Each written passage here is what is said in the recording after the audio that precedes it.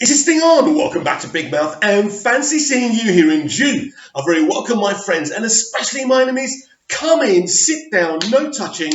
I don't do the touching. Hello, welcome back to Big Mouth, and you can keep this and any other conversation I ignite going over on my Twitter at Movies TV Mag, on my Vero at Big Mouth 1, and the extension of this channel is my Instagram, as I keep on saying, Big Mouth. Start following it. It's getting very lonely over there. So welcome to Sunday's edition of the dceu Daily. And as I was on Twitter yesterday, Screen Rant posted something very, very interesting.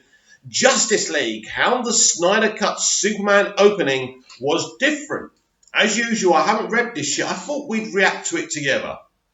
Now, this is again by Shiraz Faruqi. So he's a really good writer. So let's have a look what he's got to say. Superman's opening in the Snyder Cut of Justice League was very different than the theatrical cut. A far cry from the shaky cell phone footage of the children interviewing Superman. Zack Snyder potentially had a much grander and epic opening sequence in the Snyder Cut of Justice League. Zack Snyder's DC saga was always leaning more for the vibe of the Lord of the Rings trilogy than it was to the Marvel Cinematic Universe. Now, if you remember, I did read something from a set visit from when the journalist went there, and Zack was talking about this Lord of the Rings prologue, and I think this is what he's alluding to. Rings trilogy than it was to the Marvel Cinematic Universe, and I think anyone would prefer that, wouldn't they? I think we're not going to say that the Marvel Cinematic Universe is superior to Lord of the Rings. No, and if you are, get out of here.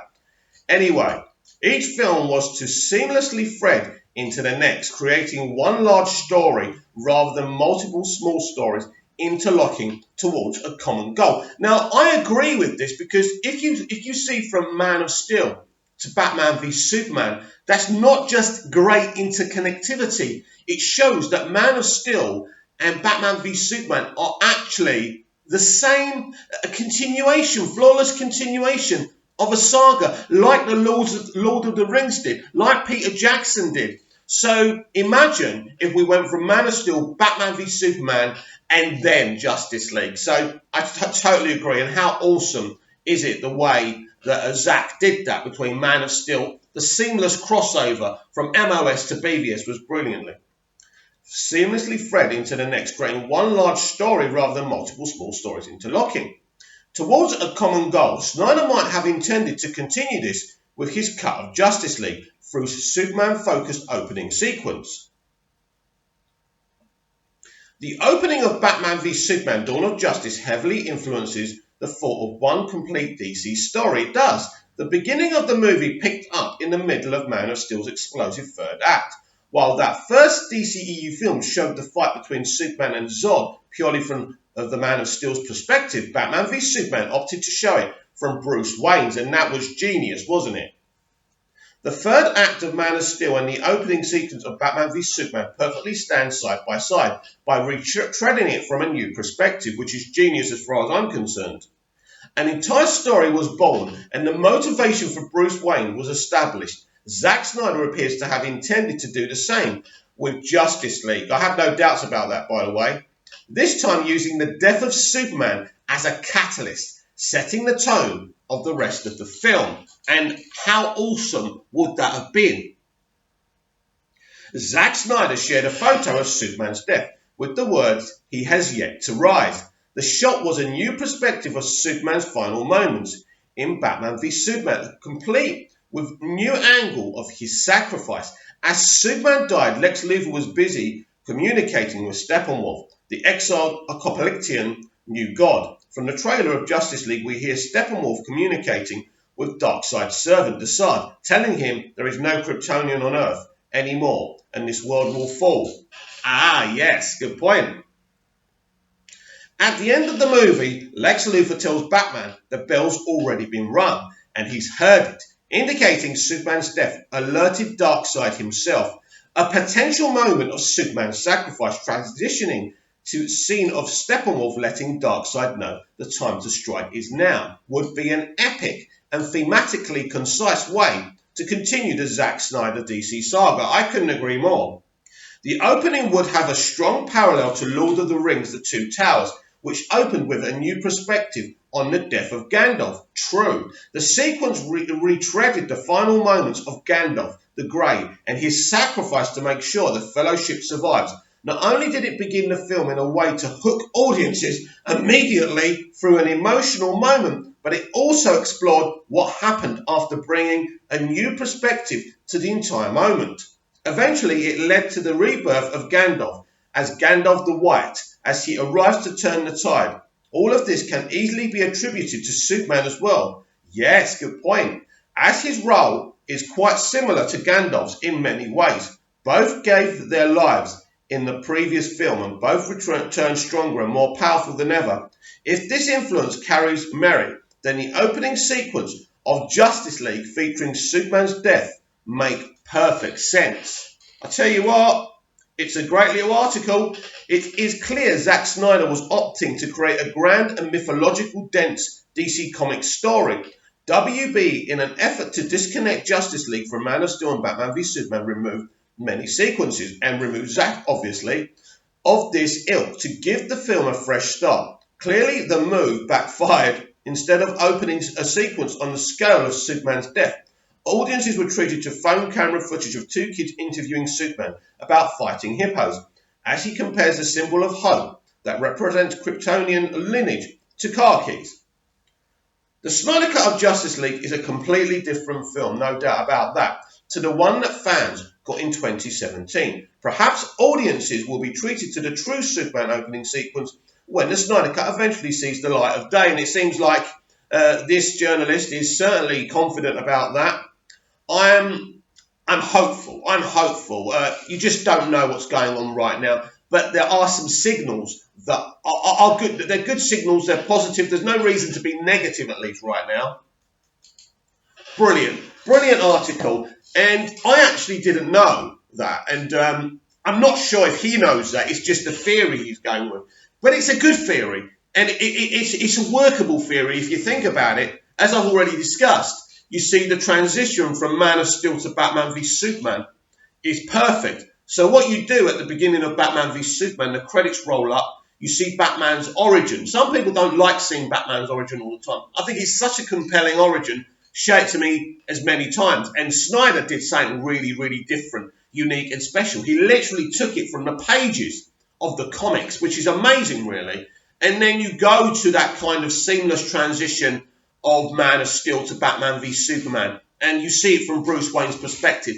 When I first heard they were doing that, I was so pumped and excited. I thought that was an amazing way of doing things. But as excited as we all are, as close-knit most of us Release the Snyder Cut family are, there's always those outsiders who have to say something dumb. And to me, look, it's astounding that we're still getting people saying it's going to cost $100 million to finish.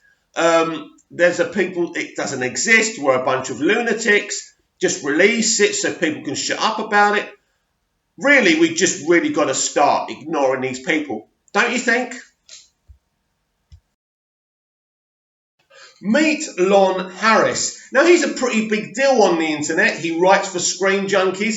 He's done stuff for the Schmodown on Collider, of course. So he's he's kind of a big deal on the internet. He's someone I haven't heard of until I read this post. So let me read it to you. These are the kind of people we are dealing with.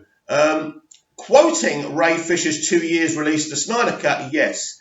Imagine that. It certainly seems like WB is going to complete Snyder Cut to appease these weirdos. Weirdos. It takes a weirdo, Lon, to know a weirdo. But let me clarify that for you.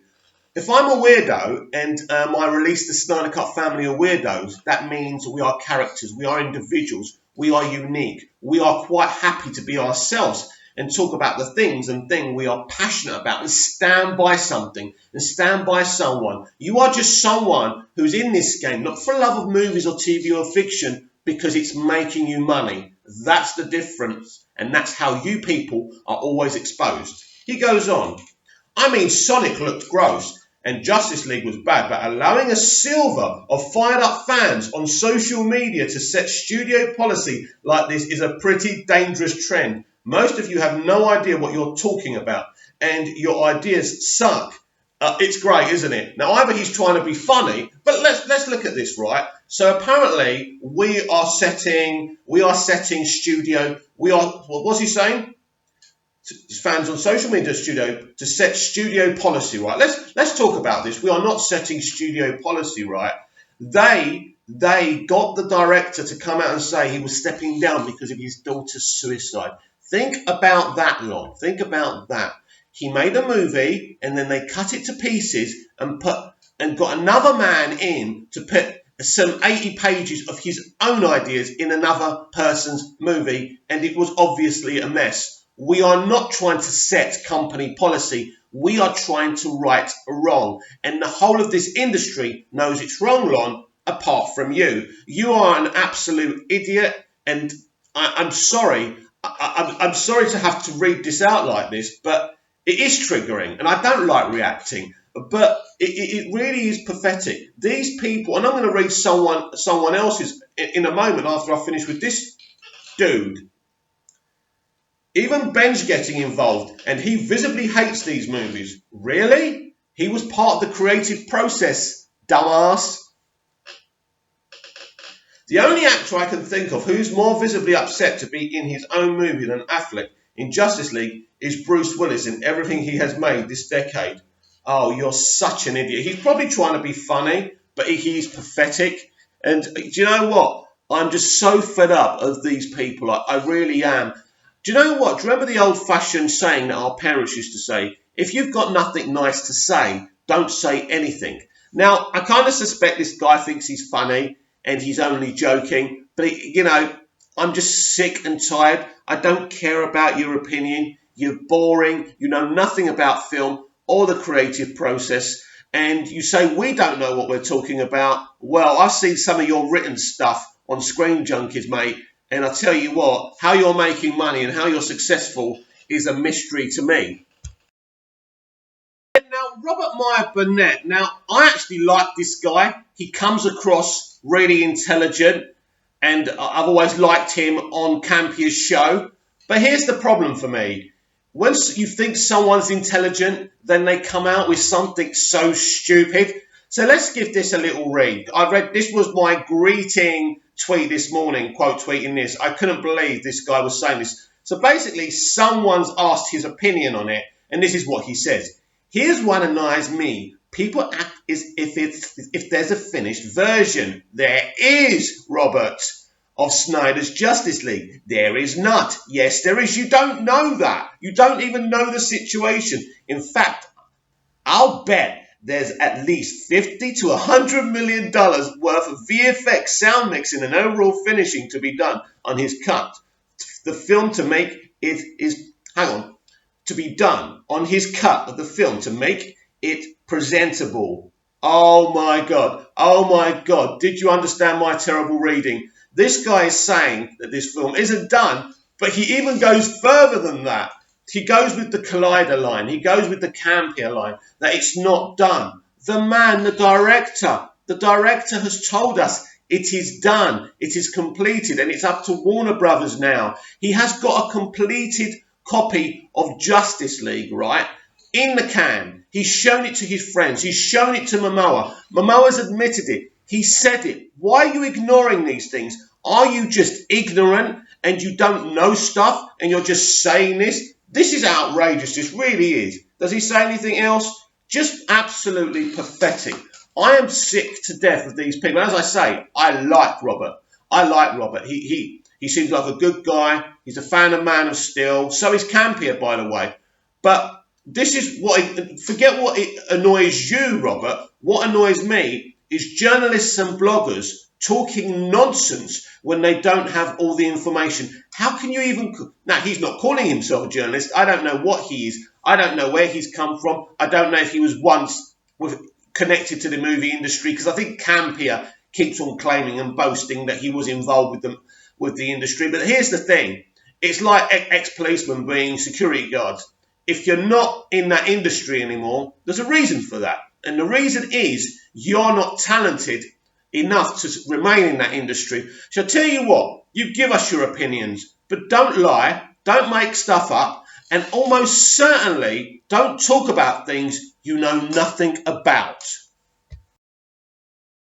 So this is one I missed the other day. I forgot to talk about this, and I know a lot of you reminded me. I forgot to talk about John Turturro being cast as Carmine Falcone in the Batman. So we'll leave that to last. We are going to cover that. My apologies, I'm not doing my job properly. But this is another article from Screen Rant. Black Adam producer open to Henry Cavill appearing as Superman. I bet they are. The producer of the upcoming Black Adam movie starring Dwayne "The Rock" Johnson has said he is open to having Henry Cavill reprise his role as Superman for the film.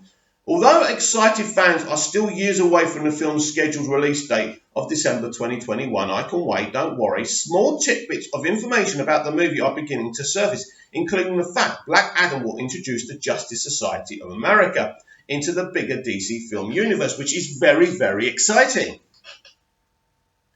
Dwayne Johnson has reportedly been ecstatic about his casting as Black Adam, saying the superhero has always been one of the few he has felt a stronger connection with. While the character was initially supposed to be introduced in Shazam, the decision was taken to push Black Adam's reveal until a little bit later, and will reportedly make him into more of an anti-hero and less of a literal villain. I like this idea. This is more interesting. But how does that fit in to his final battle with Shazam? This is going to be very interesting. But by fleshing Black Adam out with someone like The Rock, it makes his final battle with Shazam more epic, more emotionally gravitating and relatable.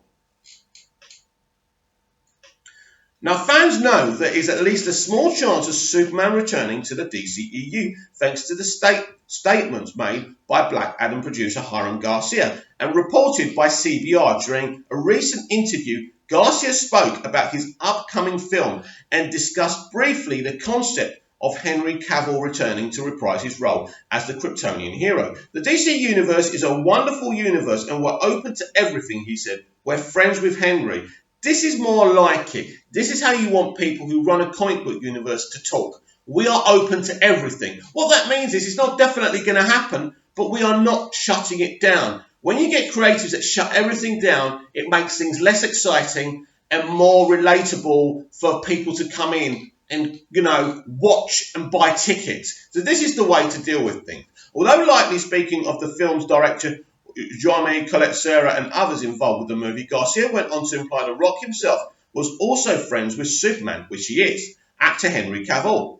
It's a huge comic book brand as well, and I always just loved the idea. Who knows, but man, Black Adam for Superman is really cool. That'd be really powerful with a recent invite to the Batcave firmly in hand. It seems like there isn't any superhero in DC Pantheon who isn't excited to be working with Black Adam's Dwayne Johnson. It's already been confirmed Shazam won't be appearing in Black Adam, so fans are left wondering just exactly who The Rock's main source of antagonism will come from. If Henry Cavill does indeed end up starring in the film, the dichotomy between two such powerful characters, dichotomy, where do they get these words from? Two powerful characters would surely be an interesting element to explore for the filmmakers. Black Adam begins filming a little over 7 months from now, so there's still some time for everyone to get all their ideas in order, but fans of both the Snyder Cut of Justice League and Man of Steel would surely be excited to see Cavill don the spandex opposite Dwayne Johnson. Look, I think this is a done deal. I think this is going to happen, and I just want to draw you a picture, because this is what makes me laugh with Robert Meyer Brunette's comments, because it's all there that Snyder has completed his cut of Justice League, and he just talks a load of crap. And it's like after we had a recent Henry Cavill interview that was properly staged so people could feel better about him still being Superman. But still people say, oh, I don't know. In fact, Boss Logic drew an awesome kind of Man of Steel picture or something, and Henry Cavill liked it. I think it's on Instagram. And then someone goes, well, Henry Cavill's never coming back as Superman. Now, Boss Logic said this. Don't be so sure. Now, Boss Logic is a great artist. He's working with the producers of Black Adam to do artwork, right? So he knows stuff. So it seems to me that Henry's coming back as Superman for Black Adam. We know that. And if he's coming back for that, he's back for his own movie. I would think they'll announce both things together as a double-pronged kind of bit of positivity. But let's just go back to Henry's interview. He said a lot of things. I'm not going to sit in the dark. I want to speak out. I'm still Superman. I've still got a lot of stories to tell. Status, you'll find out. What else do you need to hear to know this guy is still Superman? And there's some very interesting things going on. Now let's go back to when Wonder Woman 84 was delayed for 7 months. Now, we go back 6 months later this year, and Patty Jenkins posted an interesting tweet. I can't be bothered to find it, but she pretty much said that she regretted the delay and she wished she could have released it this summer instead of next summer. Now, that tells me that they've changed their minds about the Flashpoint situation, and the cut they're going to release is probably the cut that I saw. No spoilers, which would mean they've changed their mind of, course correcting the Snyderverse. It means they've decided to release the Snyder Cut. They've decided to bring Cavill back. And that means for anyone who loves Zack Snyder, who loves the kind of origins of the DCEU, we should all be very, very, very happy. Now, you want to know my opinion of John Turturro's casting as Carmine Falcone. Well, I'm a big fan of John's. This is another shock casting, but a brilliant piece of casting. And by the way, I'm down for all the pieces of casting that Matt Reeves has done, and I love the way he reveals them. But John is a really good actor. He cracked me up in the first Transformers movie, but he's done more than that. He's a really, really good actor. Normally, he has done comedy, but he has done drama as well. I mean, Carmine Falcone, I loved him in Batman Begins as well, by the way, and I forgot. And he was played by an Irish actor in that film, but a very good British actor, and I just forgot his name, and I apologise to that actor. But Carmine Falcone is part of comic book canon. There's something you need to understand about the Batman. I don't know whose universe it's in, what it links up to, and what it doesn't link up to. This is a copy and pasting for the first time of a Batman comic series. They're actually doing this, the world's greatest detective. So for you comic book fans who have read comics all your life, you're going to love what Matt's doing with Batman. He's actually literally going to take the comics and put them on a film, put them on the big screen. So be excited. I think there's a lot more to come from this casting. There's a lot of exciting news, but Matt's really exciting me with the gifts, the way he announces the castings. So he understands how comic book nerds think, how comic book movie fans think, and there are distinct different people. You've got your diehard comic book fans, you've got CBM fans, and he's trying to excite and please them both. And I absolutely think that he is. Now, some people may doubt Colin Farrell as the Penguin, but it'll be cool once it's done. We've got the Penguin, we've got the Riddler, and we've got other people coming in as well. It's very, very, very exciting, and I'm very excited about this film. So it's very interesting right now because we've got the future of the DC film universe being mapped out by Walter Hamada. I'm excited about that. I approve of that. And then you've got the other thing. Then you've got this incoming thing, juggernaut of release, the Snyder Cut, potentially coming. Cavill returning as Superman. I'd say it's more exciting to be a DC fan right now than a Marvel fan. There's so many exciting things to come. Because if we get all these things that are being rumoured, oh boy, we have got not only a lot to look forward to, but we are going to have the most epic, most profitable film universe ever. Now, let's look at something else before I go. Let's just say we get no Snyder Cut, which none of us want. Then they do the Flashpoint thing. Then there is an opportunity for Joaquin Phoenix's The Joker to become part of the DCEU canon. So I don't know what they're planning. This is the thing. We're hoping for Cavill back. We're hoping for Snyder to return and for us to be able to see the Snyder Cut edition of Justice League. But nobody knows which way they're going to swing right now. But as soon as we know more, Big Mouth will be the first one on the gate going like that, and we'll tell you everything we know. So I'll be back for more DCEU Daily tomorrow. Keep wise.